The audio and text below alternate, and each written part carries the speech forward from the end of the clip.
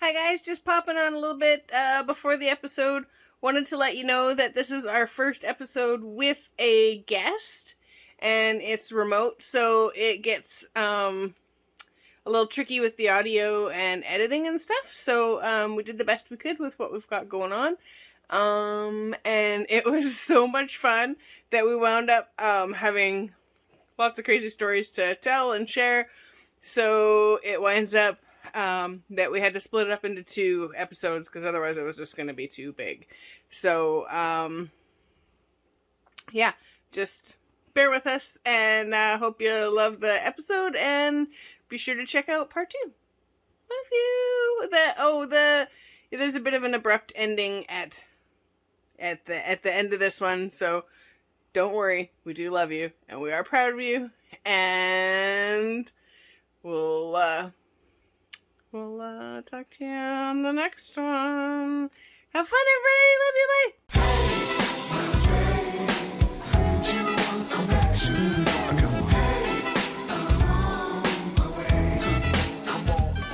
Bye. Well, should we do an intro? Yeah, I think, we're off and running-ish. Okay. But, you're ready to rock and roll officially over there? Yeah. I'm just fucking yakking. I mean, that's perfect. Cameras were on anyway, so. Recorded anyway. Yeah, we hit record. Yeah, I saw that. Yeah. All right, yeah. Yeah? Okay. We probably don't need to do a clap. I'll figure it out after. You want me to clap? Yeah. We usually do a 3, 2, 1 clap just so I can sync it up after. That's cool. Do you want me to do one too? Yeah, for sure. Yeah. 3, 2, 1. Yeah. That'll work. Somewhat. It was probably delayed. Yep. I bet there was a 1 second delay to get to you. Yeah. Yeah. Maybe. All right. It seems like a pretty good. It might be delayed for you guys, but I feel like I'm right on time. So. It's good. Don't know any different. It's all synced up. So. Yeah, it seems to be pretty good. Well, we're not too far from that. Like they have technology now where bands can rehearse and shit. From across the country. Yeah. So helpful. That's insane now, hey? Like, I love that shit. Like, we bitch about technology so much and stuff, but I mean, we're also doing a Zoom interview, across the mountains. COVID is good for something anyway. This anti-gravity is bullshit. Where's my fucking jetpacks and rocket cars? Yeah, I just want to jam with my buddies, man. Yeah. Yeah, forget all the robots. Yeah, leave it to the free government blowjob machine to break down. It's all clogged up. Patton Oswalt said that once. I can't take credit for it, but it's a good point. You can't find staff, to clean that thing. That's the tough part. No. They're all in Serb. Welcome back, everybody, to the We Can't Pick a Title podcast. Here we go. PG here. Yeah, and this is JT over here. We have a little... And it says you're running out of time. Running out of time already? What the hell? Running out of time for Okay, what? hold on. Hold on, we're gonna just No, we'll just close this for now. Am I fucking up your shit? No, you're perfect over there. And Okay. hey, there we go. There we go. And we have a special guest today. Can you believe it? This guy, he's a friend of ours. Welcome to the show. Oh, I got a whole intro here and everything. A whole show. Yeah. Okay, Jason's doing a whole intro. He's not just a friend of the show, but he's a friend of ours, and you can't say that if you're in the mafia. Of all animals. He's a friend of ours. That means he's a made man. Oh, which I mean, maybe. I think so. He's definitely a man that was self-made. I didn't make self-made him. man. I didn't. Hey, how about that? I'm waiting for you guys to verify that. Just a couple of quick stats. He's, if I have my numbers correctly, he's ran his own tattoo studio called the Sterling Skull Tattoo Studio for 10 years now. Just over 10 years, yeah. Crazy. They were the platinum winner. That's platinum, folks. That's far better than gold, really. Of the Grand Prairie. We're talking showers. Platinum shower, that's a whole nother thing. That's a whole other thing. Sounds like it's going to make you itch. And, they won the Community Votes program, which is pretty awesome for Grand Prairie. And been running out of Grand Prairie for 10 years now. Tattooing for I don't know how many years. I couldn't find that stat. About, basically 20 years. I mean, the shop was open for 10 years minus a month. Okay. Yeah. So that counts. That counts as 10 years. After I started tattooing. We'll give you that month. And anyway, amazing musician, artist, tattooist, amazing friend, brother, supporter of the show. We have Chris Rhyason with us. Hi, I'm Chris. That's our applause. Hi, I'm Chris, and I'm a and if I was lots of holics at one time. I'm a pierogi holic. My status is recently. If you're gonna be a holic about anything. Hey, Alberta's got some damn good pierogies. Yeah, I like to make them myself, but you know what? If I have to get them at the store, there's lots of options. You make your own pierogies? What? Oh yeah. Holy Jason shit! fell Really? a little bit deeper in love with you. I just bought some pierogies today, if you can believe it. Really? Yeah. Oh man, you want the winning recipe? I'll give you the winning recipe. It's not like I know a lot of people who have tried them and they're like, I don't see the big deal, but the people who like them fucking love them, and I love them. So It here's the way that I do it. It probably depends on how much of a pierogi connoisseur you are. You know, if all you've had your whole life is chimo. Potato. Well, so nothing wrong with chimo. Wheels, you know, training wheels is pizza pierogies. You know yeah. Okay. The pizza pierogies is like what the right, fuck, right. Pizza pierogies. And then like you take off your training wheels somewhere between potato cheddar and potato cottage cheese. Oh yeah, there you go. Throw a little bacon in there. Yeah, like bacon. Bacon to me is a training wheels flavor. Like to me, I'd rather have that as something I have to add than something that I'm tied to. You know what I mean? Oh, okay. Yeah. On the side. Yeah. Something a little special. Yeah, I don't know. I like bacon, so don't get me wrong on that. And I don't mean to offend people. Yeah, you're getting fucking hate mail now. I like bacon too. But I find bacon, they say bacon is like the duct tape of food. Like whatever you put it in makes it better. Oh, yeah. But I find it to be something that's a pretty aggressive flavor. That's what I say about garlic butter. You know, on like lobster, crab, any of that shit. Cardboard. You can put fucking lobster or garlic butter on a tire, you know, and I'd eat it. It's going to chew a little longer. Yeah, just a little rubberier, calamari style, but you know. You can double dip. Like you're never getting out. You know, it's like a fart caught in your nose hair. You know what I mean? But no, a little better. No. Can we elaborate on that a little further? Well, you're gonna have to grow your facial hair better, man. Maybe. Oh, yeah. Little beard envy. I just hide it and just do this. He's like, hi everyone, how are you? He's gonna have clip-in extensions on there.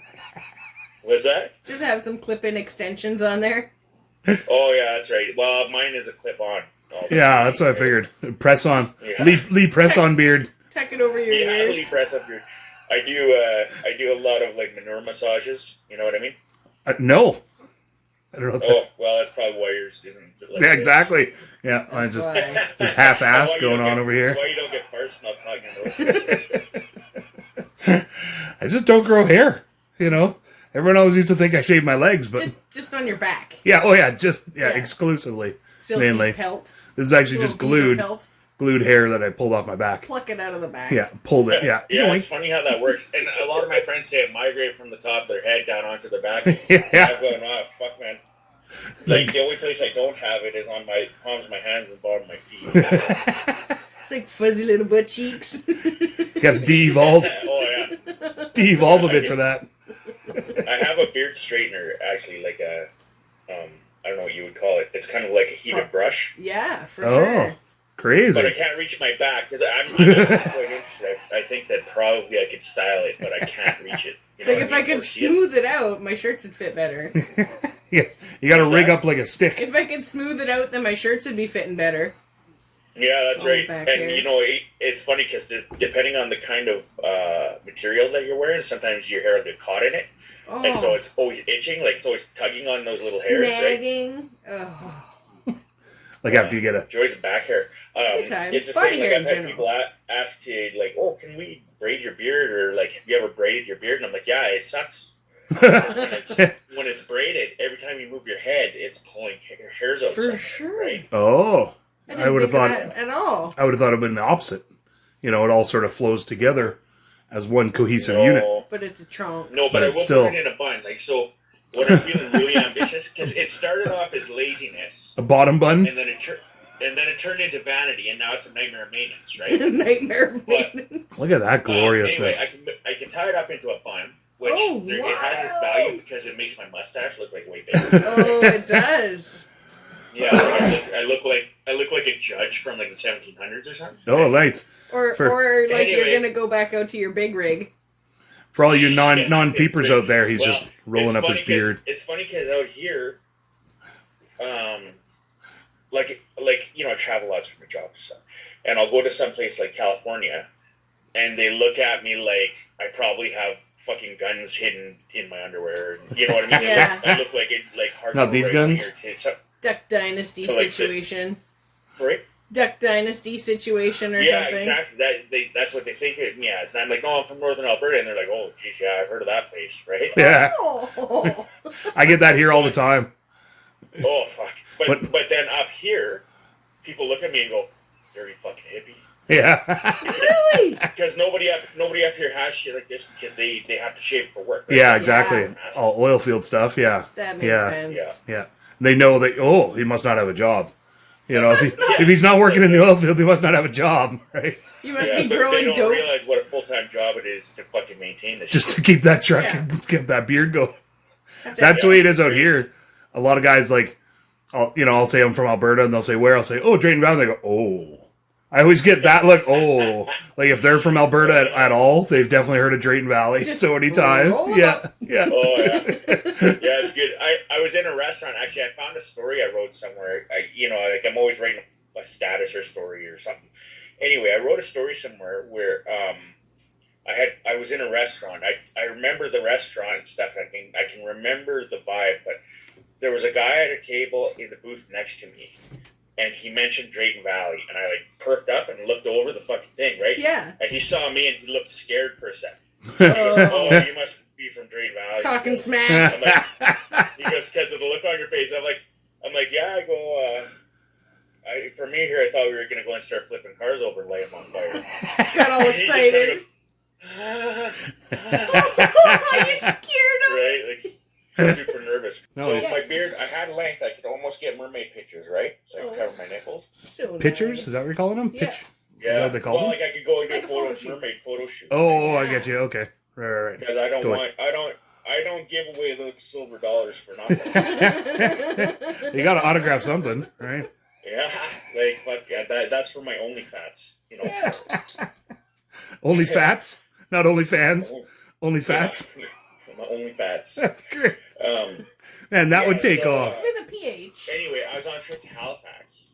And, with the travel and stuff over the years I've gotten, so, I have, this is the bar where I go to when I'm in Toronto, and this is the bar where I go to when I go to that city, because there's enough time between the shows that I can kind of let everything fucking grow and get wild again, and then I get trimmed up before the show, and then I feel like I'm a lot more in focus for the show, right? That's the rub and tug I go to in Hamilton. Oh, really? No, I'm saying that's you. I assume you got your haunts, okay. I'm like, I feel like this is a conversation that you guys should be having without. By the way, wife.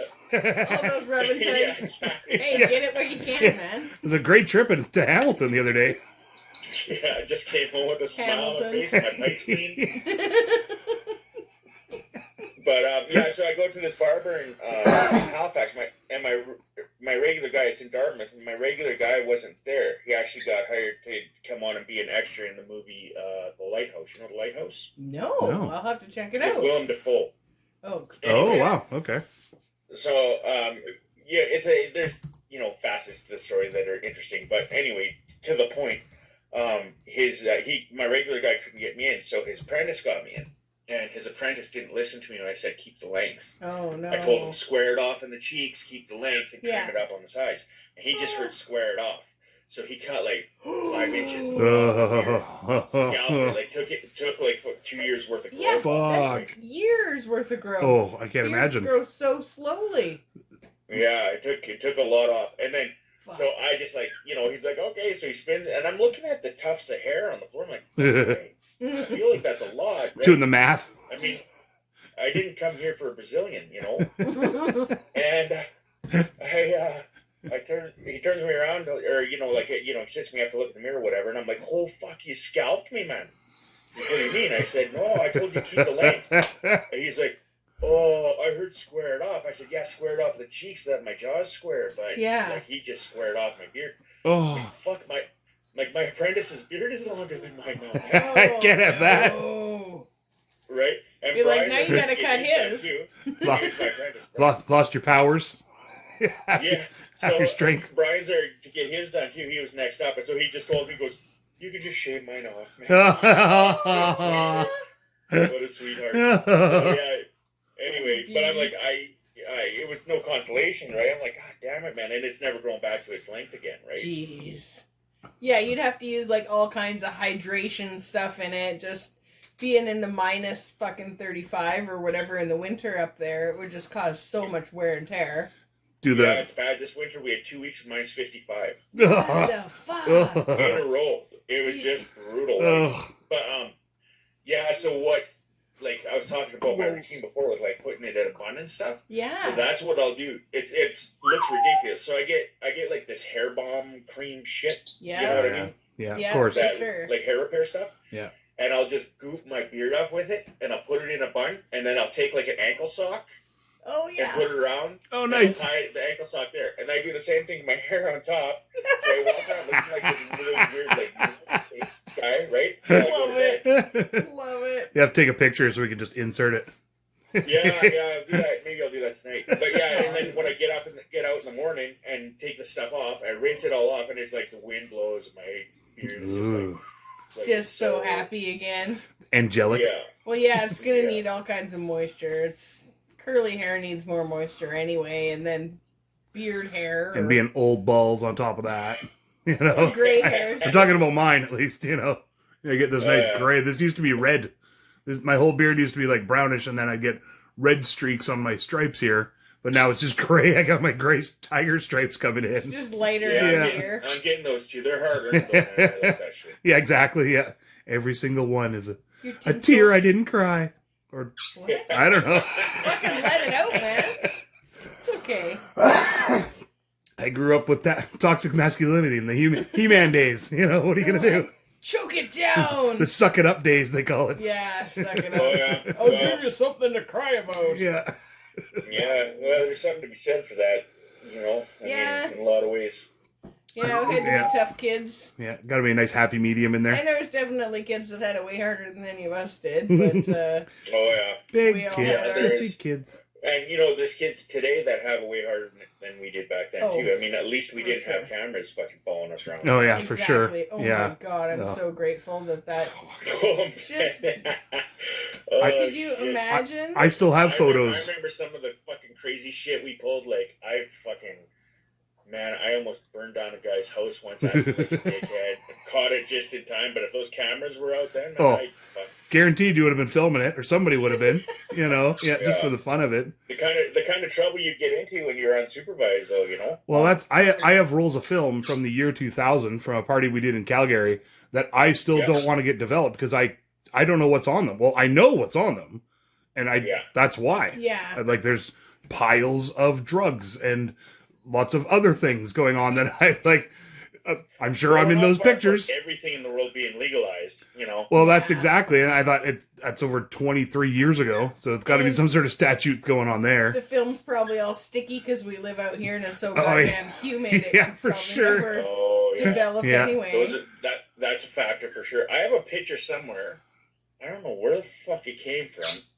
I think it might have got given to me by Knighton or someone. Oh, okay. I'm assuming that if you don't want names in here, you can edit them out. It's okay. But he's okay with it. It's a picture of my little sister got fucking shithoused at some party, and they cheese whizzed her face. Oh, brutal! Oh. And it's a picture of her as she's just kind of like she's like in the middle of like a fucking belly laugh. And she's got cheese whiz all over her face, and she's just fucking roaring. Amazing! I saved it. I have it in a photo album somewhere, and it's like, it's just like I kept on saying I was going to bring it out at her wedding, and I forgot. We should start like a online photo album, you know, fucked up DV pics from back in the day. I would love to find some of the photos from back then, just to relive those some of those memories. You know what I mean? At least see like, oh fuck, I remember that T-shirt. Yeah. Hey. Yeah. That kind of stuff. The real stories. I can see a picture. I can replay the movies of it in my brain all the time. Oh, brings it all back up again. It's like, right. Well, so that's why it'd be cool to have all the photos like the kids have now. You know, I mean, it would suck. Stuff, right? It comes back down to like, just don't be a fucking dick and post stupid shit. Or right? Don't do shit and take pictures and of it. And film it. Yeah, exactly. Dodgy. Yeah, for sure. You know? Yeah. Unless you're well, I found you know, one of the guys from the band was up here staying for a few days. And he left his photo album here. And I opened his photo album and started flipping around. I'm like, oh, there's that person, this person. So I took some shots with my camera to send to some people. There are some photos in that photo album that those people would never want to be digitized. Yeah, exactly, right? Absolutely. Yeah. So I talked to a couple of them through tech guys that we played basketball with and stuff. And I'd message them and I'd be like, hey, I found this photo album, and I'd show a couple of pictures from it. And they'd be like, oh shit, man, that car, you remember Dusty's old car that him and his dad painted, right? Oh, crap. Yeah, yeah.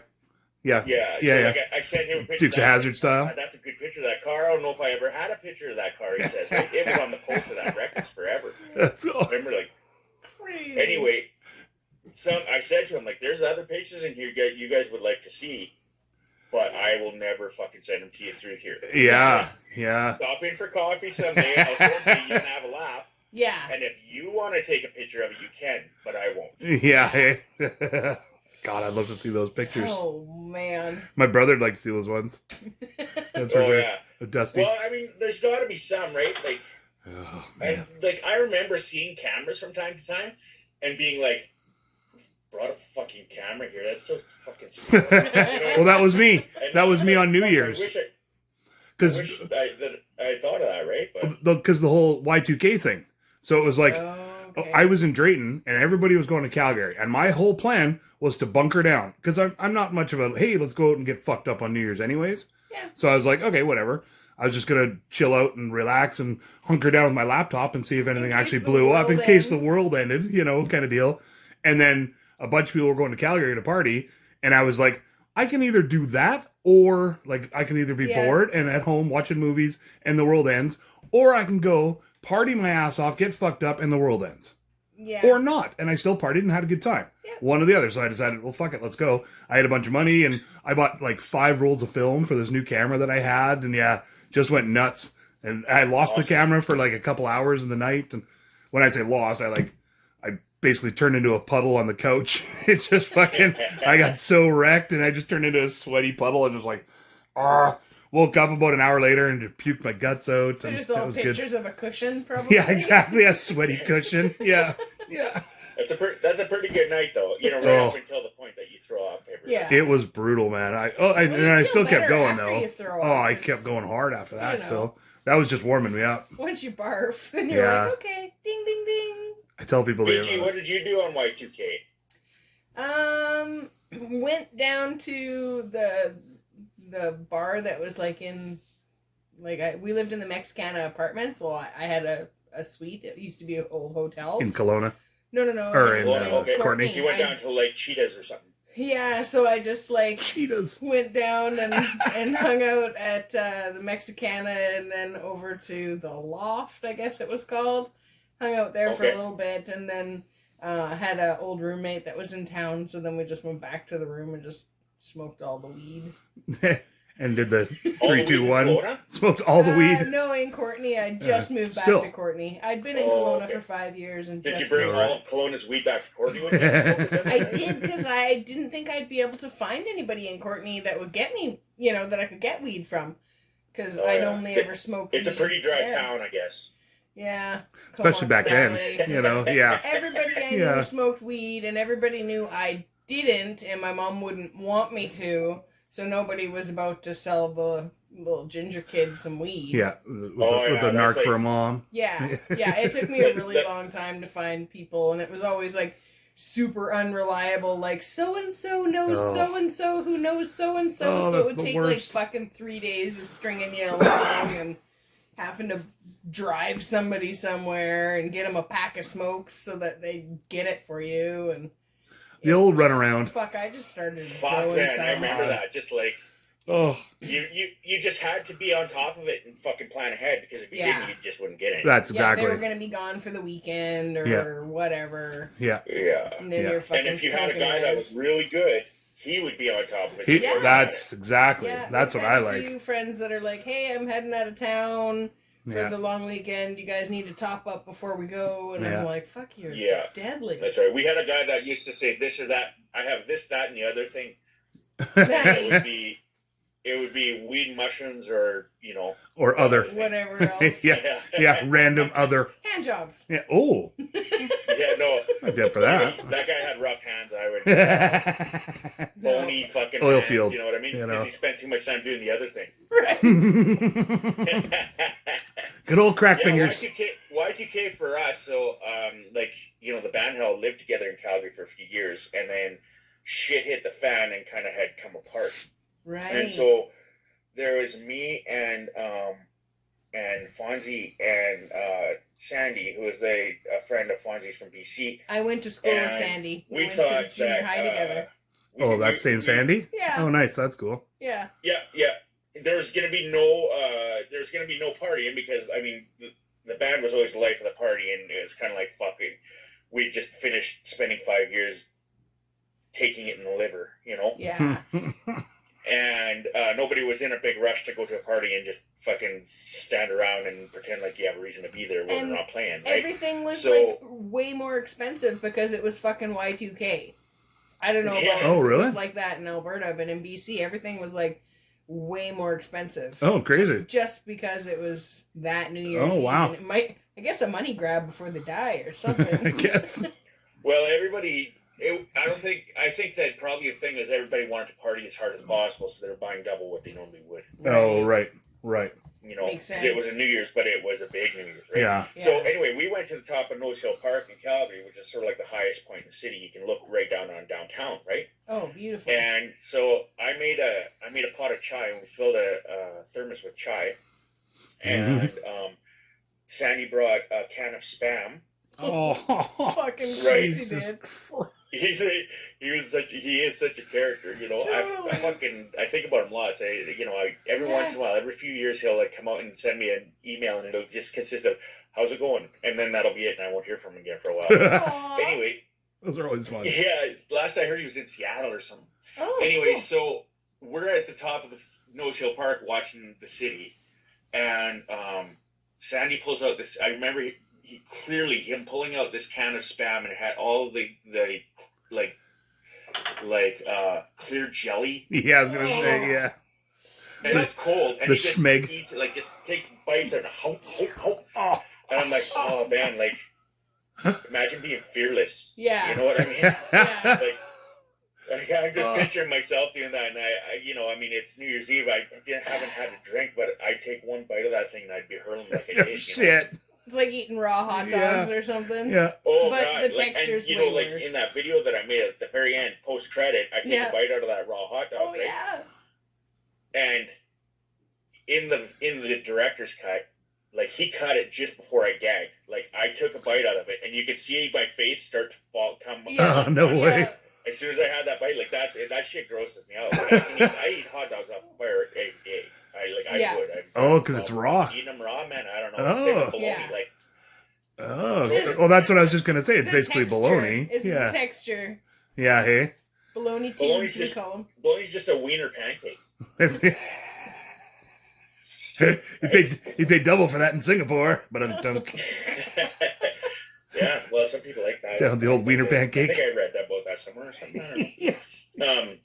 But yeah, so we're on top of the city watching Sandy eat happen, and delicious. And you can hear the whole city count down. That's cool. It's blurry, but it's you can be like, yeah. And then it reaches one, and the whole city roars, and the whole city just went, and fireworks start going out in all these yards and all over the place, all the way to downtown. You can see fireworks on the other side of downtown, all that kind of stuff. And as soon as that died down, then all of the sirens of fire trucks, the police, and all that stuff. Of course, right.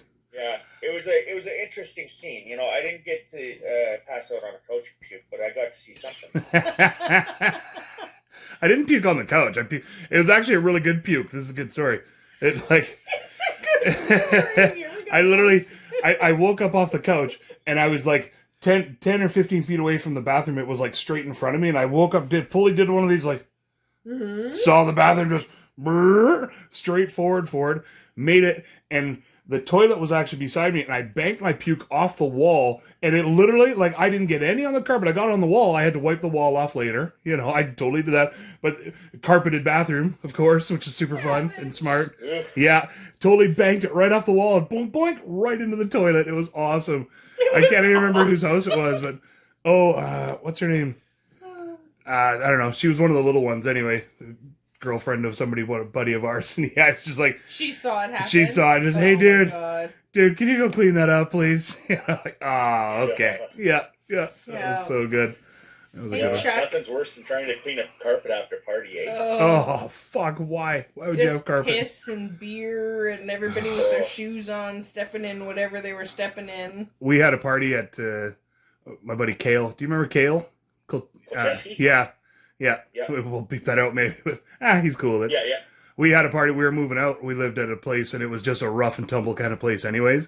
And we were moving out in a place in Drayton. Yeah. And the place was getting sort of torn down anyways. And so we had like, final party. And literally just smash on the floor, full beers, full everything.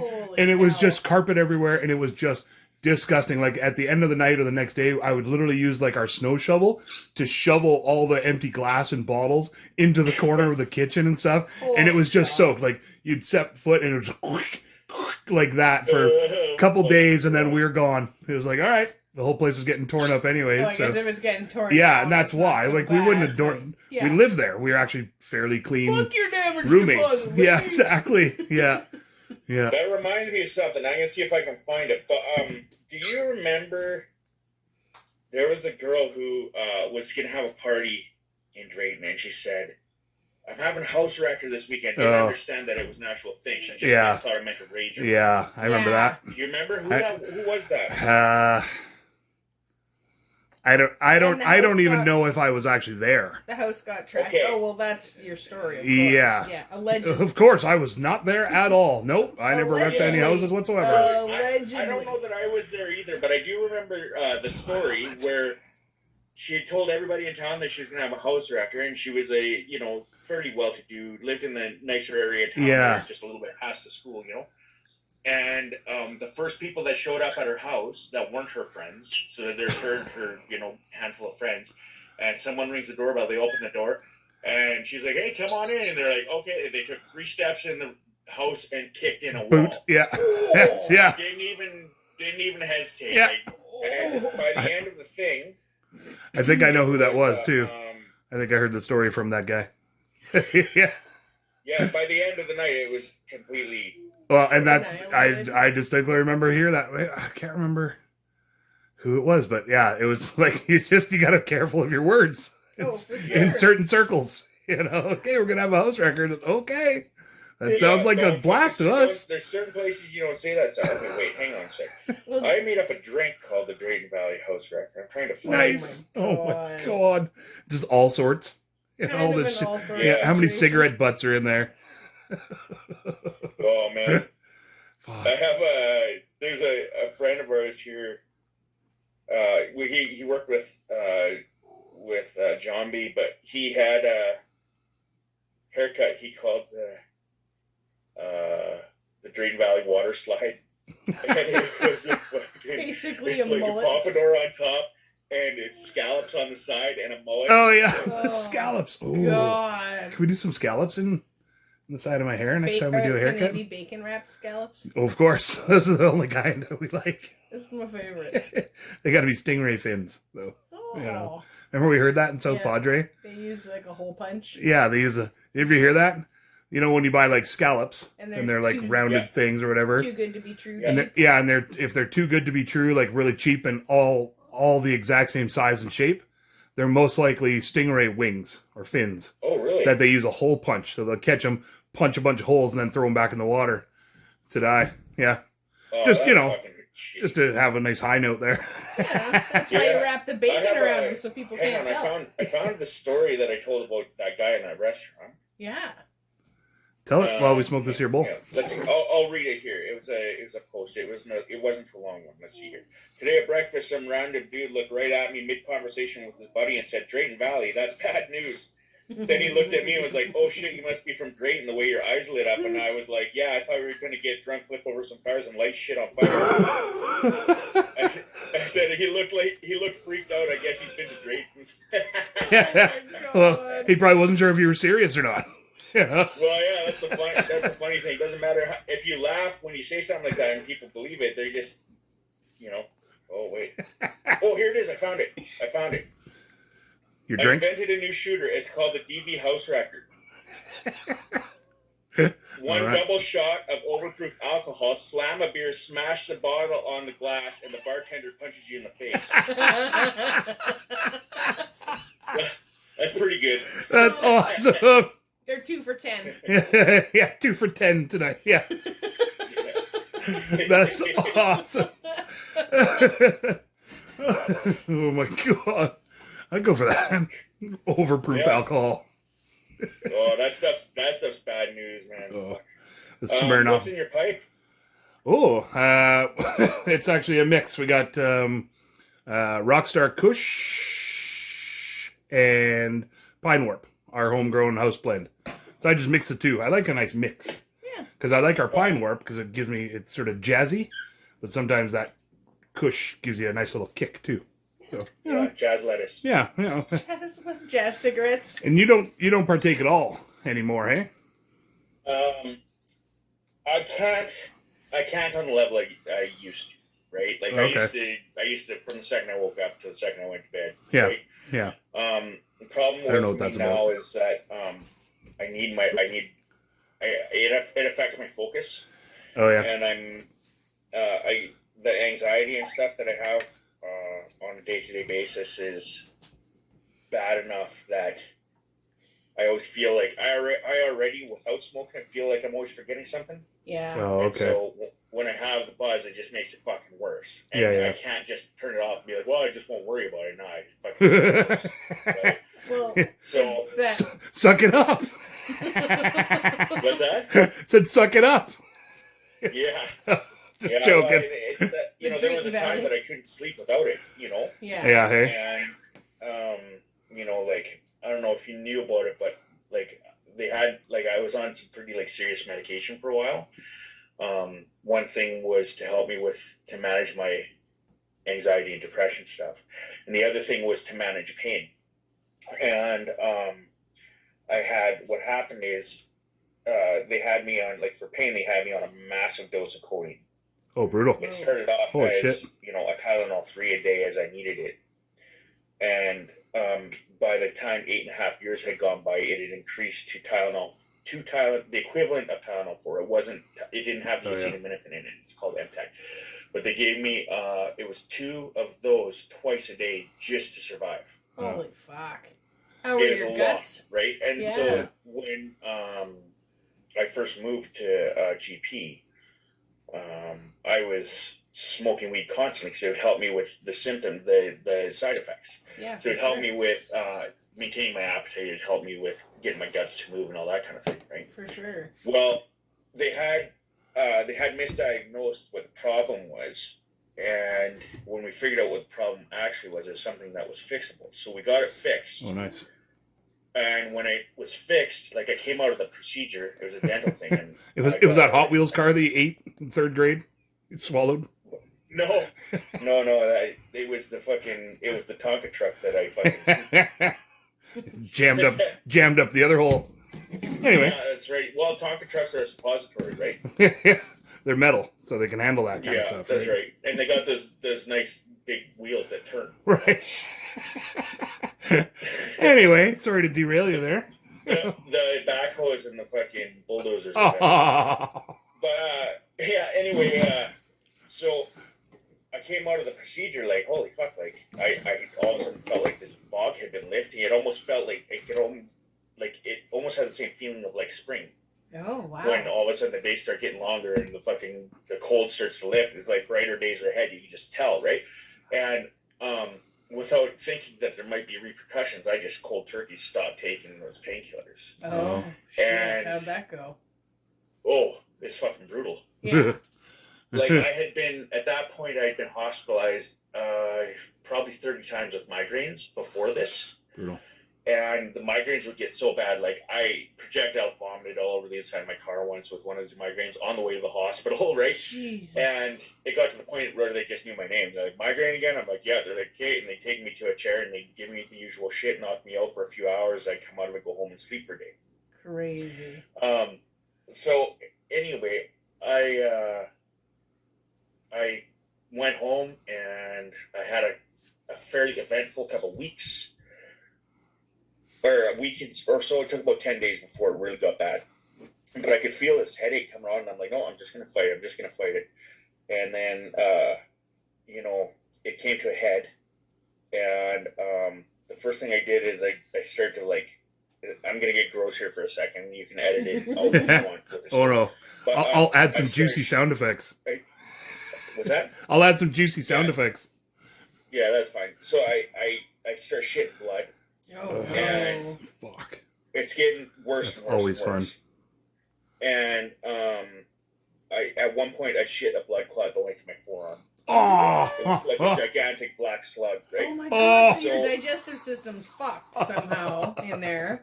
Yeah. Yeah. Because it's all fucking. I'm shedding my linings. Jesus. So, yeah. So and my partner at the time, we were kind of locking horns a lot and didn't really quite understand what was happening. And, I'm like, I gotta go to the hospital. And she's like, well, can't you just deal with it? I'm like, I think maybe you should come upstairs with me for a second. I want to show you something, right? And she's like, don't. I got a clock to show you. And while I was in the hospital, went from bad to worse, and it ended up being 6 days where every hour for 15 minutes I'd go into convulsions, and I didn't sleep for 6 days, and I was puking blood and shitting blood and pissing bloody snot. And I wasn't in the hospital. Like, I left the hospital after 3 hours because I felt myself coming unhinged, and I'm like, I gotta get out of here. So I got out of there. I went home. I had talked to a counselor who figured that it was something to do with my meds. Oh, you're on the wrong meds. And I'm like, I don't know if that's it. And then it occurred to me that maybe I was detoxing my regular meds as well, my brain meds, right? Oh. And so I called my aunt, and she's like, yeah, that's what's happening. Just fucking perfect storm. Yeah, and the brain med that I was on it was called Effexor. It's an SSRI. It's really, really, really bad to come off. They say it's harder to come off than heroin.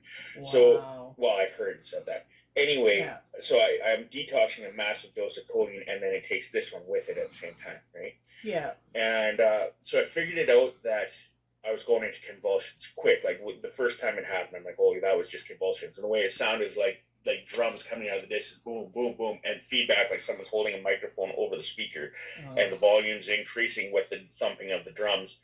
And then I go into convulsions, and I come out of it, and I'm like, that happened once, and I'm like, holy, I'm lucky I didn't puke. Yeah. Because I could have choked to death. Right? Oh, right. I was in bed. I went and lay down in bed. So from that point, I did what I learned later is called the recovery position. I'd lay myself on the couch and hold myself on my side. I'd hold onto the side of the couch. Right. Yeah. So and then that way, if I threw up, I'd throw up off the side of the couch. Yeah. All that kind of thing. So anyway, for 6 days, this happened every hour for 15 minutes. And I wake up and I go, okay, I'm empty. And I go straight to the sink and I chug a glass of water. I eat a cup of yogurt. And I eat a couple of apple slices. And then I start hearing the drums again. Yeah, hey, of course. And I go find myself a spot to lay down where I was comfortable and go through this all. And I lost like 25 pounds in a week, right? It was fucking bananas. It works so good, man. You guys gotta try it. I got this new fad diet for you. Totally worth it. It's a long game. Now I look at it as being worth it. But now you can fit in your summer dress. When I talk to people who are Klotkins.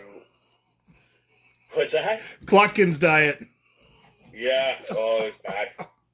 Yeah, my dad. So on the last, the day where it started to turn around, I called my dad. He knew something was up, but I was playing coy. Yeah. And I just finally, I'm like, I gave in. I called him. I'm like, hey, can you come get me? He said, yeah, once I'm done chores, I'll come get you. So I'm sitting outside, and I remember like the giant snowflakes landing on my face and just being like, oh, it feels so good. And I was like, oh, wait, this reminds me of when I used to get hangovers. So I went inside and just started hammering water. I did a drawing too when I was in the midst of all that stuff, and I couldn't hold my hand still. I had the clamps so bad, but I did a drawing anyway so I could see, reflect on it later. It's somewhere. I don't fucking know, in the piles of shit. But when I saw my dad, he comes up to me, he goes, fuck, you look good, boy. You lose some weight. I'm like, thanks. 25 pounds in the last 6 days. It was He's worth like, oh, it. shit. I'm glad you noticed. Yeah. So that's one thing that makes gotta me, tell me your secret. apprehensive about that. I when I see someone and they're looking healthier, they look like they've dropped some pounds. Yeah. I pussyfoot around it when I ask them because it might not be something good. You know what I mean? Yeah. It's nice to ask, how are you feeling? That's a good one. That's right. Because what do you got going on lately? You've been doing lots of stuff. Yeah. You know what I mean? Because they'll tell you if they're like, fuck, I've been swimming 3 kilometers a day. Then I'm like, oh fuck, well, that's what it is. Then that's right what I'm on. seeing. Looks good on you. Congrats on your collarbones. Yeah, exactly. Right? Covered in collarbones. Anyway, it took a while before I could fall asleep or sleep properly again because actually at the time that I got sick, I was smoking an eighth a day easy. Yeah. Oh yeah. And I always had a stash. And I go to this one day I go to the shop, and it was the first day back, and I had a couple of ounces at the shop. I walk in, I'm like, the fuck is that smell? Like it smelled like sour. I'm like, oh, that's so weird. Someone left the milk out or something. I'm sniffing around the shop, can't find it. I'm like, well, maybe it's the fucking weed. So I go to the spot where I had my pipes stashed.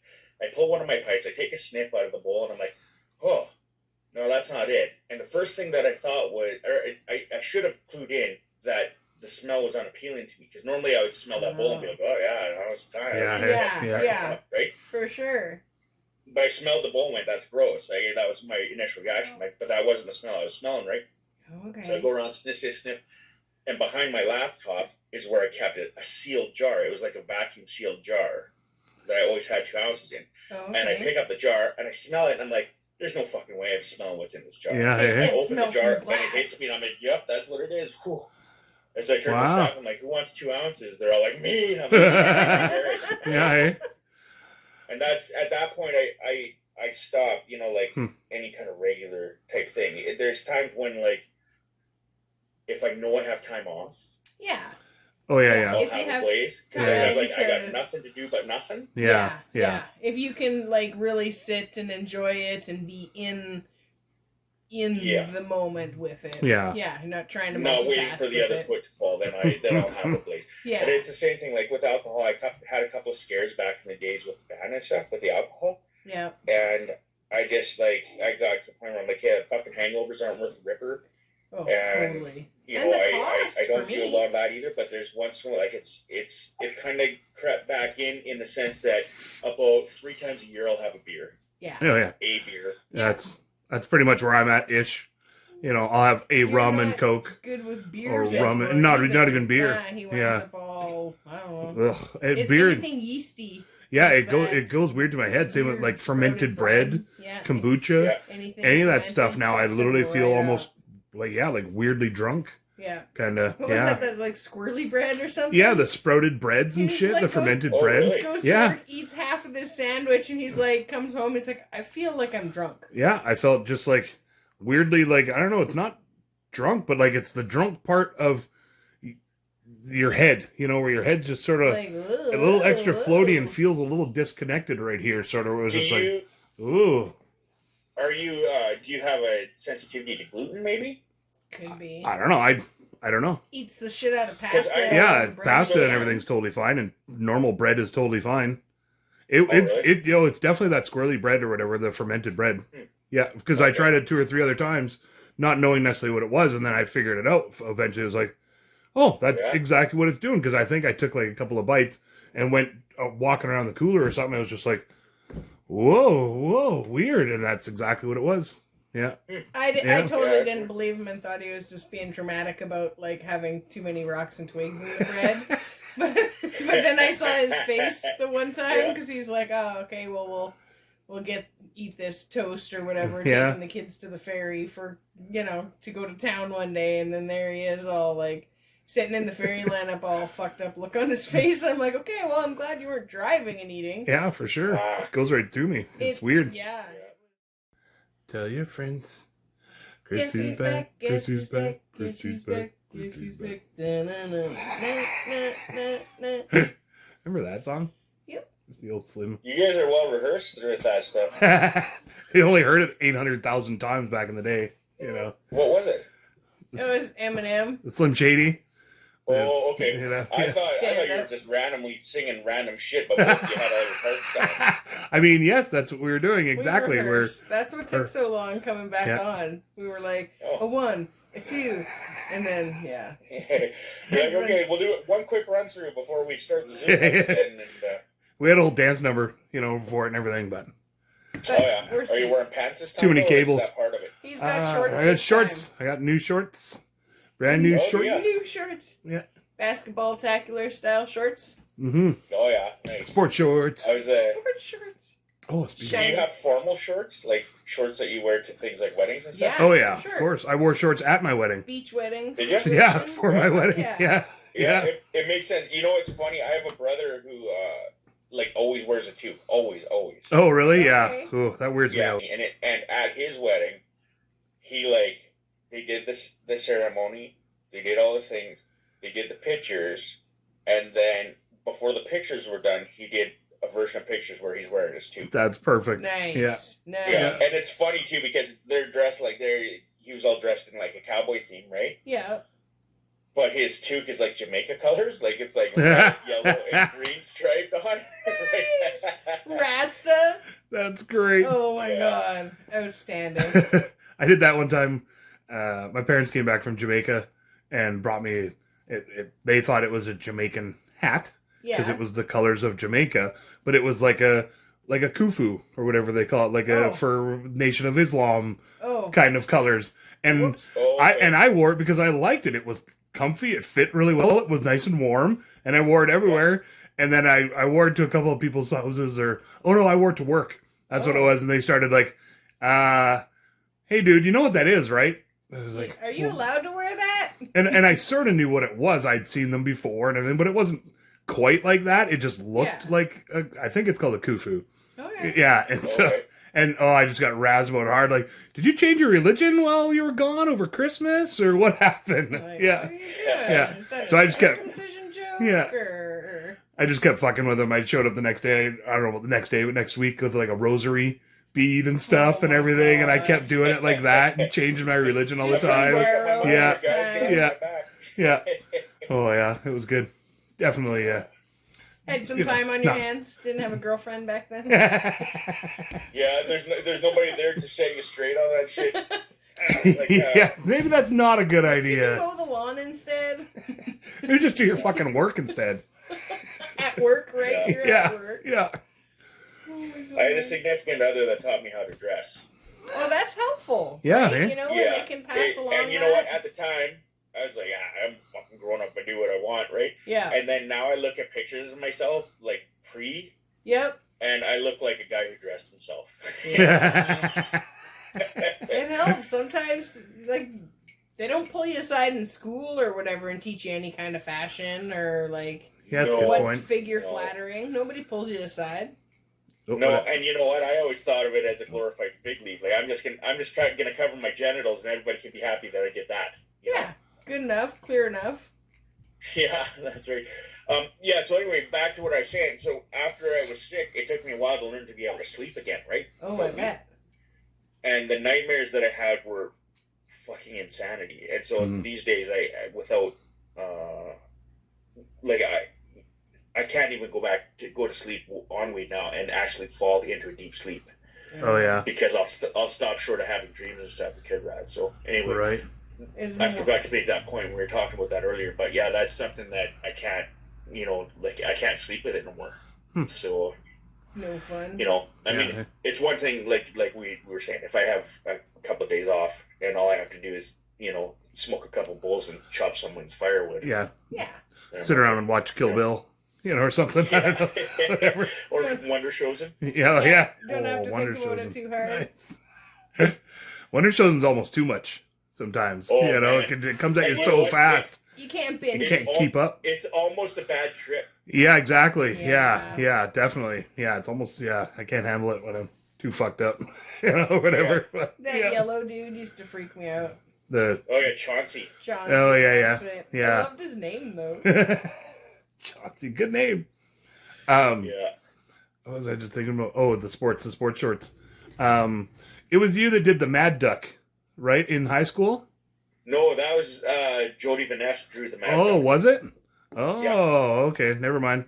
Scratch that. Yeah. Cut that whole thing then. Yeah, he drew that. Yeah, so that was kind of that was one of those things. It was like, who was going to get that? Who's going to get that gig? Oh, right. And there's a couple of things where and this is testament to what a fucking good guy Jody was. But like we had there was an author in town at one point. We were about 17, who had written a series of books and wanted to get them illustrated, and approached me to do some illustrations. And so I did some treatments, which are nowhere near finished illustrations. Right? Oh, yeah. I've been doing this kind of thing long enough that I know, there's no... If someone can't look at a treatment and see what you do, then there's no point in going to the point of finishing things. Yeah, it's a starting point, right? A jumping off point. At that point, they look at the treatment and decide if they want to, hire you to do the job or not, right? And, I mean, even by the time I was a teenager, I had already done, a whole pile of commissions. But they didn't give me a straight answer on anything. They said they didn't make up their mind yet. And then they approached Jody to do some treatments too. Oh, okay. Without giving me a straight answer and stuff. So what they essentially did is they tried to set it up as a big tryout between the guys in town who drew. Oh, and in the end, he had told them that he wasn't interested in taking it because they had put this. They kind of pitted us against each other. Yeah, it's not cool to do that. Yeah. So, sure. Yeah, it was a classy move on his part. I always felt. Yeah, for sure. Yeah, right on. That's good that the teachers or whoever was organizing it had somebody with that wherewithal to be able to be like, hey, actually that's maybe not the best way to go about doing something like this. Oh yeah. Yeah. Well, and that's something that happens lots. And you know what? Actually, in my job now, it's eat what you kill and dog eat dog, and people do that stuff all the time. And I honestly don't. I'm not interested. Yeah. If someone comes to me and they're like, I want to see you draw something for me before I'll ever come near you, I'm like, fucking go find someone else then. Yeah, exactly. Why don't you look at my portfolio or look at the other stuff? Easy to fucking find. You know what I mean? Yeah. Look at my shit. It's everywhere online. And if you haven't done your homework, that's on you. Well, and then people's got to do their due diligence on any artist that they're using for anything. If you can't get a good enough idea by looking at even my flash, if that's what you want or not, then you don't really know what you want even. Or the thousands of my portfolio's all over online. Or you're looking for a fucking... It's easy to access. Yeah, for sure. Yeah, or you're looking for a deal, or something weird like that, right? Well, and tire kickers, there's lots of them. I get it. It's not a cheap thing that we do. Yeah. It's a luxury item. And some people want to do that kind of thing, and they want to kick tires, and that's fine. And sometimes I'll get people, and there's two ways of doing it. One of them is to come over and say, "What do I get for this?"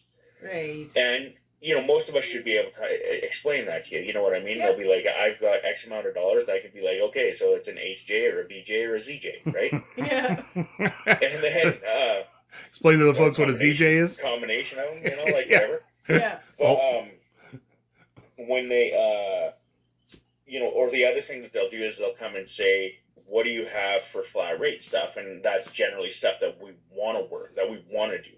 Yeah, totally. Where I'll do a drawing, and I do this drawing completely for my own entertainment, and then I'll be like, it's they'll come and say, what do you have up for grabs? And I'll just pull it out and like, fuck, I don't know how much time I spent on it. Right. I just drew it for fun, right? And so I just look at it and go, okay, well, I think it'd take me this long to do. And then I build a flat rate price on it, and I'll just tell them, okay, it'll be like, X amount of dollars. And, and they can take it or leave it, you know what I mean? You're not going to get out what you necessarily put into it, but it's awesome to see it out there. Right. Yeah. Something that you right. like. Yeah. And, it's that kind of stuff can be really fulfilling for us to do, right? But, at the end of the day, the like getting to draw for a living, like getting paid to do artwork for people is the payoff. The work is getting people in the door. Yeah. Good call. Yeah. People will ask me like, what's the thing you like to work on most? And I'm like, fuck, I don't know, man. That's a hard one to pick. Yeah. But I can tell you what I like working on least. Yeah. And that's fucking cocksuckers. Yeah. Right? Yeah. If someone's an asshole, it don't matter what I'm doing. If I could be doing my dream piece on them, and if they're an asshole, I just had to cuddle up to an asshole for 5 hours. That ain't exactly. Yeah. In the other That's a shitty day. I don't care what I'm getting paid. Yeah. Right? Yeah. It but doesn't if matter. I get someone who comes in and they're like the most awesome person in the world, and they want something that I've drawn 10,000 times before, I'm like, I've drawn this 10,000 times, but what's once more, man? This is a cool person. You're gonna enjoy it, right? Because they're gonna appreciate it. Yeah. It's just a whole different vibe for sure. Yeah, well, that's where those years of customer service come into play, right? So, I don't know. I've said it before, fucking 1,000 times. Like, in a perfect world, there'd be a retirement mountain somewhere that is all full of customer service people who worked in the service industry. And it's just a town of people that are all just extremely polite to each other, and everybody just helps each other out and just doesn't get in each other's face. If someone does, then they get fucking burned at the stake, Or they get like taken into the corner and everybody hugs them for an hour so that they feel better. Just let it out. Just let it out, man. It's okay. Like, we all love you. We all love you. And they'll either go kill themselves. Because that's probably a lot to take, or they'll get better. I always find you can tell the other people that have worked any kind of customer service or call service or anything like that, because they're decent when shit goes down. She gets a little busy at the checkout counter. They're just like chilled out. It's okay, girl. It's okay. That kind of deal. Like, okay, they've been there. Totally. Yeah, I get that all the time. I'll wander off from the grocery store if you go up to the wicket and there's 4 people in the lineup. If I'm not going for a ferry or something, I'll take a putt back down another line and go look at some fucking crackers or something. Just so there's no pressure on the on the checkout. Then once there's only 2 people in there, swoop back in or whatever, just so that there's not now there's 9 of us. Okay, so hurry it up. Yeah, you're those checkouts that are for the old folks that they have now, where it's you're encouraged to talk to them and stuff. And that'd be you up your alley for sure. Yeah. Oh man, I love that stuff. I have a soft spot for the grumpy people in the service industry. Oh yeah. So I have got to be a reason why. I'll go and I'll find the grumpiest cashier in the place, and I'll be like, I'm gonna fart and wiener joke this chick till she laughs. Yeah, that's awesome. Yeah. Spread a little sunshine. Yeah, I love that. Or crop dust. Yeah. Either one. Or I'll make an off-color comment about something, right? And I'll be like, so you just say something off-color that catches them off guard. They're just happy you're not flirting with them, too. I like the positive, happy crop dusting. Is to just spread a little sunshine. Just start calling it that. That's so great. There's going to be spread a little sunshine over here. Sunning my perineum. I mean, crop dusting by itself spreads sunshine whether you want to. That's good sunshine on its own, Farts are funny. Yeah, as long as it's a big enough space, you can move out of it. Yeah. There you go. Hey, I've got a question for you guys. Okay. Offhand, do you have a really good story about putting your foot in your mouth? Ooh. Or, alternatively, on the topic of crop dusting, do you have a good crop dusting story? Oh my god. I don't have a crop dusting one, but I have a booger story. Oh yeah, that's just good. As fun. Yeah, so it was grade 10, and we're all lined up waiting for the bus, and we had to stand in front of it was high school, so we had to go over to the pool rec center and stand over there. And so we're waiting, and I guess, I don't know, I was stuffed up or something, and my friend cracks this joke just as this dude that I thought was super handsome was walking by with all of his friends, and I did the old like that. and blew a fucking bubble that went out and over my lip. This snot bubble was like inch and a half probably, and then I just like turned away and died, and then dropped out of school. Can I story battle you on that one a little bit? For sure. So we're doing hot knives on the stove, and with the old 2-liter pop bottle, as your hooter or whatever, and say or whatever. Yeah, say just straight up, normal, to catch it, so you don't have to fucking have it right up, and you didn't have the ice version. Possibly cosmetic surgery. Wasn't that lips. fancy? Yeah, exactly. And so I'm fucking same sort of deal, all stuffed up and everything, and I'm like this, and it's such a big hoot, you're holding it in, then into one of those, and it shot out, bubbled up, and went all over my hand and all over the hooter, and was dripping off the end of the hooter. There was like 3 other dudes around me. They're just like, and they were so gross. And it was like greenish, and it was full on, like full cold snot. It was so great. Yeah. Drink another Pepsi, make a new hooter. Yeah, exactly. Not to story battle you. But that's great. Did you ever do a wall toke? Where like somebody pushes on your chest? That one? Yeah. Oh no, I don't think so. I had a fucking. It never seemed fun for me. Like we're talking about doing blades. Yeah. We were. I'm sure I must have tried it. Sorry, what's that? I was just gonna say I'm sure I must have tried it, but I can't remember. Yeah, so we were out at the jam space there. That was out. I don't know, whatever, southwest of town, and it was out towards, on the way to like Violet Grove, I guess. Anyway, and I call it my cheese trip. It was so fucking, it's nuts. But I heard about this, so I'm like, I'm gonna try it. And so, do you remember my friend Chad? He was like 6'6" or something. Like giant. Yep. Big Chad. So he's like, I'm like, okay. So I leaned over and hyperventilated for a minute. Exhaled, and then took in a hoot, and then he hit me from behind and lifted me up. That's like, he didn't lift me up. He hit me from behind, and I curled up in the fetal position, right? Holy shit! And it felt like he was lifting me up, but he actually just was trying to keep me from crashing. And I hit the floor. And in my dream, I guess, I felt like he was holding me above my ankles and smashing me against the walls and shit, right? Oh, crazy. But it turned out that I just, like knocked out and just biffed her. Curled up in a ball. And he had to lay me down. Anyway, so I wake up and I have this hallucination. I come out of it, and in my hallucination, I took a brick of cream cheese and went, nice. Right? And laid back down. Well, what they see is they see me come out of it and go, cream cheese. Go back down on my head. Right? Oh, no. Oh, shit. They drag me onto the couch, and one of the guys brings me a box of Crunch and Munch, and all I could taste was, I felt like I was just eating mouthfuls of Parmesan cheese. I couldn't taste. Oh, shit.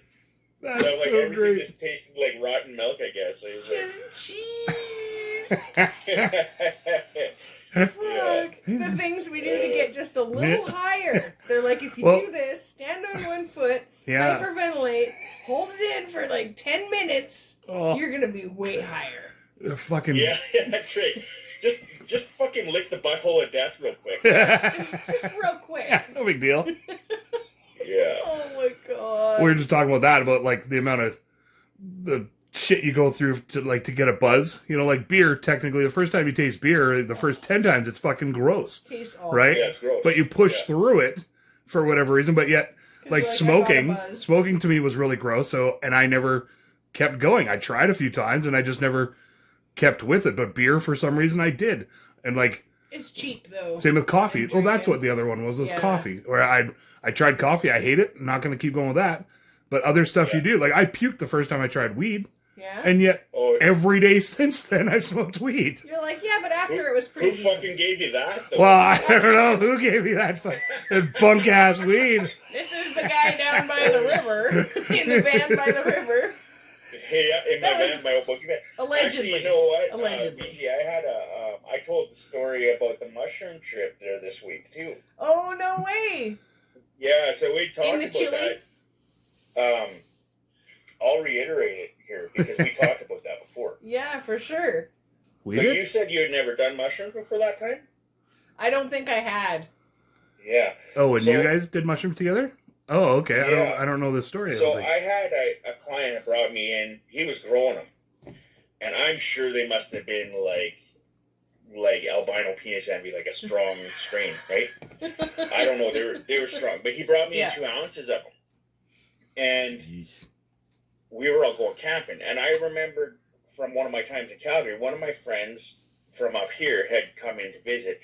And everybody I knew was like, I would just eat mushrooms. I just choke them down. Fuck whatever. Recording in progress. Shit. Oh. I didn't hit record. Oh, no. Motherfucker. I think I might have been recording. Let me see. Yeah. I have recordings, too. Yeah? I have recording, too, yeah. Okay. Oh, okay. Phew. Okay. Yeah. Sorry to cut you off. I just realized that. Yeah, okay. So, back to... So the first time that BG did mushrooms, I was there for that trip. I brought them. And what happened was I had a client who I think was growing them. And he gave me a couple ounces of this, I'm sure they must have been a strain like albino penis envy or something. Like a really strong strain. He'd talk about, he's like, be careful with these, man. Like, don't fucking trifle with them. And I'm like, oh, no, we're good.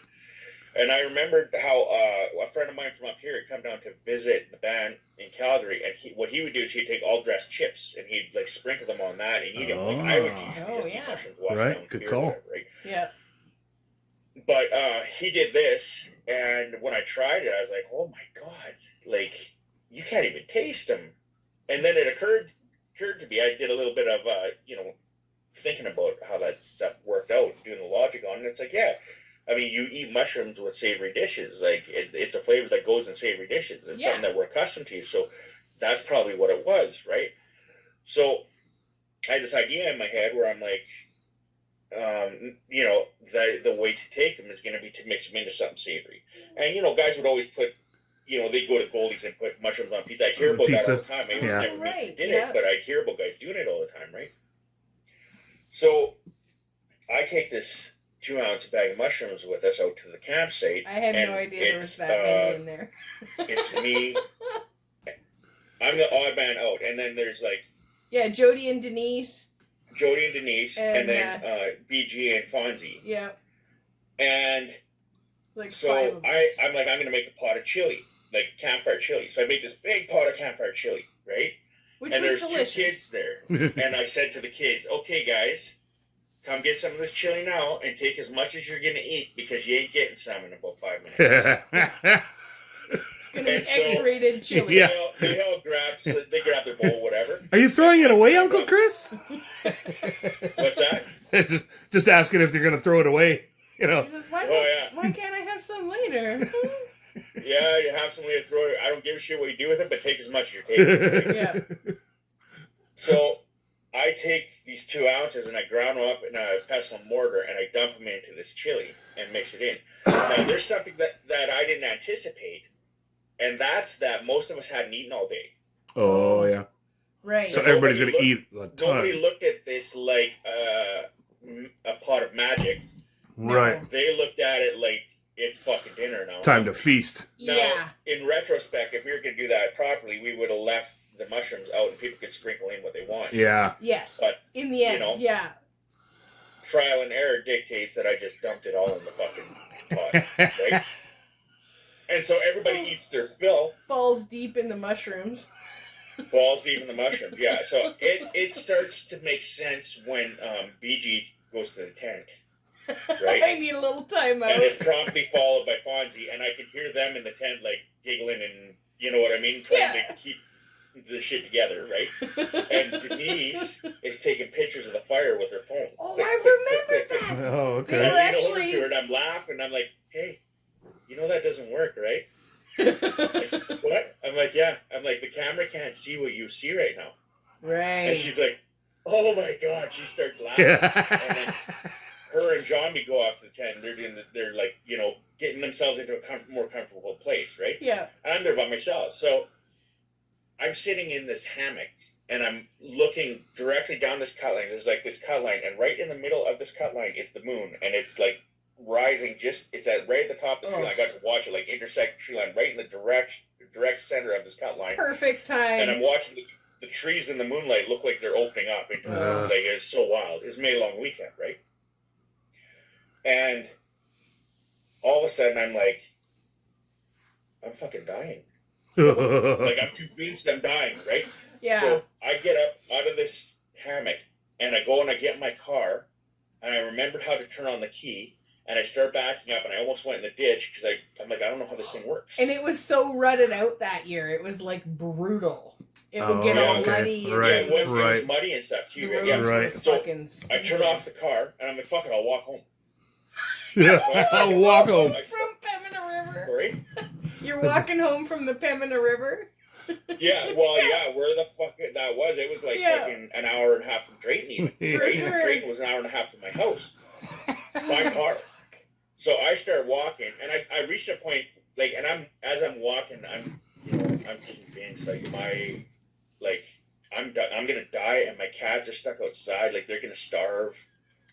And my family's gonna wonder what the hell's going on, and I can hear the sounds of the forest and stuff, and I'm like, fuck, me and Jody were throwing rocks at that prairie chicken earlier today, and it's gonna tell its bear buddy, and it's bear buddy's right? Like, I had myself convinced of all this shit, and I'm walking, and then I reach a point of clarity where I'm like, wait, I'm a 3-hour drive from my house. Right. Like, if I'm lucky, I'll be able to walk it in a week. Yeah. Yeah. There's no way I can walk this. So I figured, I'm quite a distance now, so I took off my hat and I dropped it in the road, and it was a UNLV Running Rebels basketball hat. Oh, yeah. Like, Nice. you know, the basketball team? Yeah. The red hat. So I left it there, and I walked back to the campsite. I followed the moon back to the campsite, and I get in my car, and I remember how it works now. So I fire it up, and I back out, and I drive. I drove, when I got to my hat was 9 kilometers from the campsite. Holy mother of God. So I walked 18 kilometers round trip. It's a good haul. I got back to get to my car, right? So I put the hat on and I drive, and I get... That'll sober you up. I get about 20 minutes from my house. The sun's starting to come up, and I'm like, wait a minute. I'm fine. What the hell did I do? I just tripped out and drove all the way home. And I'm like... Because you thought you might be dying. Yeah, because I was convinced I was dying. So I'm like, okay, well, fuck, I'm this close, I may as well sleep in my own bed. Yeah. So I went home. The cats are nowhere to be found. I go to bed, wake up in the morning, scratching at the door, and there's my cats. Like, they're like, hey, Dad, give us the fucking food. Like, whatever. They don't give a shit about me, right? They're like, give me the food. I'm like, hey, guys, I'm still alive, you know? Yeah. And they're like, whatever. I had an existential moment, guys. I hop back in my car, because I left all my shit at the campsite. And I open my phone, and there was no signal out there. But at some point in that trip, I saw that I had sent text messages to my family. Oh, God. Because you were dying. So I opened the text messages, and just true to fashion, and how fucking peaking I was. Yeah. It was like I was so in the moment. Like, it makes sense to me now, or it made sense to me then, but it makes sense to me what it was. I said, in the text message, I said, I'm going home, which is what I was doing. I've been unfair to my cats. So just say, I'm going home. I've been unfair is. And what I was saying is, there's no past, present, or future, or there's no past or future. Right. We're only in the present, Just and there's is. only, we're all part of the same thing, so is the only thing that, you know what I mean? We That's just the only are. word that sums it all up, is. Yeah. Right? And they didn't get all that from the text that was so detailed? No, You know? just check this out. They were building fence at my sister's place, which was on the way back to the campsite. Oh, yeah, So totally. I see that I've sent this text message to everybody. Yeah. And I'm driving back, and I'm like, oh man, I hope they didn't open that. And then I get to the by my sister's place. I pull in. I know that they're there doing this. I get out, and I'm like, hey, how's it going? And they're like, hey, pretty good. And I'm like, okay, this looks good. Hasn't checked And I'm it like, yet. Did you guys get a text message from me? And my sister's like, yeah, we got a text message. I didn't read it though or nothing. And I said, okay, don't worry about it. You can just delete that. Yeah, it's all good. And they're like, my older sister's like, why? She's like, I would like to go listen to this now. Right? Yeah. And I'm like, well, and my mom's sitting right there, right? I don't hide anything really. I have no dignity, obviously. You know what I mean? She's pretty accepting of you as you are who you are, and she still loves you. Yeah, I'm past at that point in my life. I was past the worst of my shit. She can't spank you anymore. No. Well. So I just said to him, like, hey, you know what? Like, I was snapped on mushrooms last night, and I was convinced I was dying, and I just sent everybody a text message so that they wouldn't feel like I wasn't thinking about them. Oh my god! And my mom's like, I don't want to see it. I'll just delete it. And my older sister's like, my younger sister Sam, she's like, I'm reading it. Like, oh yeah, for sure. Of course. I'm gonna read it. You show others. My sister's like, I'm fucking keeping that shit forever. Yeah, for sure. Definitely. That's great. Yeah. Collateral. So I don't know if she still has it. But anyway, then I get out to the campsite and everybody ate all my fucking food. They're like, what up, Michael Bolton? You bolted in the middle Oh, I forgot I called They you fucking ate all my shit. Michael Bolton. Yeah. I forgot. Oh my god. Since I got nothing left, you guys ate it all. I'm eating your shit now. Oh my god, I forgot all about that. That's so wicked. So I remember waking up, like, now that you tell the story, I remember waking up and being like, where the fuck did he go? Like, just not knowing. We used to call that pulling a Joey. Because our buddy Joey, he'd always do that. He'd get drunk and then, I'm going to go home and get my car. And then I'm going to go wherever. He'd just start walking. Whatever. And then we'd realize like an hour later, shit, Joey's gone. Oh, he did. And I was usually sober-ish. So I'd be the one to fucking, okay, let's drive and find him in a ditch somewhere, just fucking splayed out, like, Jesus Christ, man. Joey. That was Dusty? Yeah, that Joey. Yeah. Oh, man. Yeah, so we used to call it pulling a Joey whenever somebody would just take off walk. I'm going to go home. Fuck, man. Pull the old Irish You're 2 goodbye. hours from home in a car. Yeah. Irish farewell. I do that now, but I don't, because I don't drink nothing. I don't do any of that stuff. But I hate the pageantry if I have to sit there and explain why I'm leaving to 50 people for Yeah. I'll go to like 1 or 2 key people that I know are social butterflies, and I'll be like, I'm going to fuck off. And, just tell everyone I said goodbye. Yeah. If anybody's worrying about where I went, it was home. Yeah, exactly. Yeah, I'm exactly. good. Thanks. They can eat my food. Yeah. I'll come back tomorrow for the plate. Just using the shit out of your hammock. What the hell? Wrapping it up in a nice little bow. I really hope you liked all of our stories. We don't really have an outro yet. We hope we didn't cause too many bories. That's when you get bored and you're like, fuck this, and you space out and you look over there. You don't want to quit listening 'cause you love us and you're putting up with our shenanigans.